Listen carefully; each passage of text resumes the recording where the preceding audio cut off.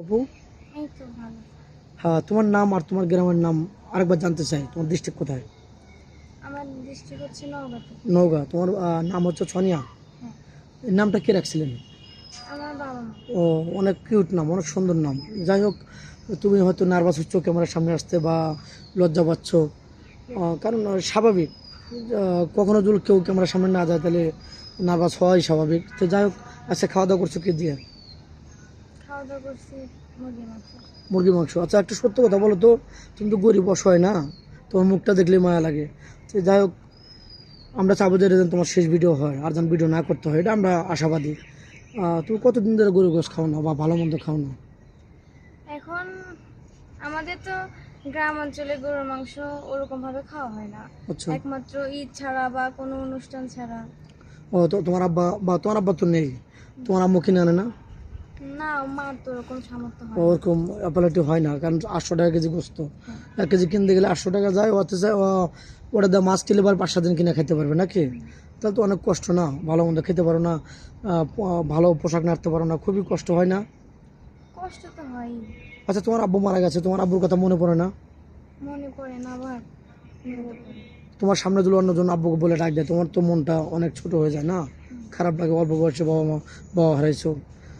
তো যাই হোক, তোমার এই অভাব পূরণ করতে পারবে একমাত্র তোমার শ্বশুর শাশুড়ি নাকি? তারা যদি ভালো হয় বা তুমি যদি তাদের সাথে ভালো আচরণ করো বা ভালো রিয়াক্ট করো, তাহলে তারা তোমাকে ওই স্থান দেবে নাকি? আর তুমিও তাদের সাথে ভালো ব্যবহার করবে। তো যাই হোক, আমাদের ক্যামেরার সামনে আসো বিয়ে শাদীর জন্য না? যদি তোমাকে এই ভিডিওটা দেখে তোমাকে ভালো লাগে বা ভালো বিয়ে শাদী করতে চান, সেই ক্ষেত্রে তুমি কি তার সাথে বিয়ে শাদী করবেন? সে যদি দাঁড়িয়ালা হয়, বয়স 40-45 হয়ে গেছে। না, তাতে কোনো সমস্যা নেই। আর আমাদের ইসলাম ধর্মে তো দাঁড়িয়ে রাখার সুন্নত, দাঁড়িয়ে থাকলে তো ভালো। আচ্ছা, পরে আবার 1-2 মাস পর বলবেন না যে আপনি দাঁড়িয়ে আছে, আমার বান্ধবীরা, আমার গ্রামের পাড়া প্রতিবেশী আমাকে কটু কথা শোনায়, আমি আপনার সাথে আর থাকবো না, এগুলো বলবেন না তো? কখনোই না, কারণ আমি আমার জামাইয়ের সাথে সংসার করব।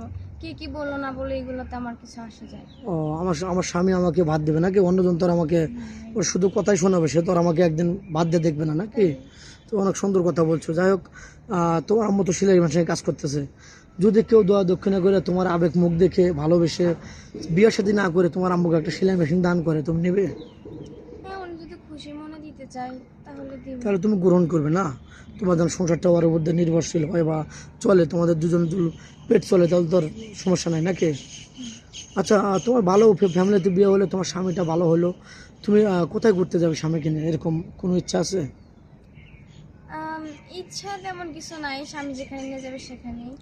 আর তারপরেও মানুষ কক্সবাজার যায় নাকি বিয়ের পরে, আচ্ছা আচ্ছা, তাই। স্বামী যদি নিয়ে যায় তাহলে তুমি যাবে? ও আচ্ছা, অনেক সুন্দর কথা বলছো, কারণ স্বামী যদি নিয়ে যায় তোমার কোনো আপত্তি নেই। যাক, তুমি কি আদৌ ফোন কিনেছো? না, ফোন কিনবো কিভাবে? ও, এখনো তুমি ফোন কিনোনি না? এখনো ফোন কিনোনি? ইউটিউব চ্যানেল কর্তৃপক্ষ নামাবে, কেউ ভিডিও কল দেবেন না, স্ক্রিনশট মানে মেয়েটার পিকচার পাঠিয়ে দেবেন, আমরা তাকে দেওয়ার চেষ্টা করব। ভালো থাকবেন, সুস্থ থাকবেন, এই বলে শেষ করে দিলাম। আল্লাহ হাফিজ।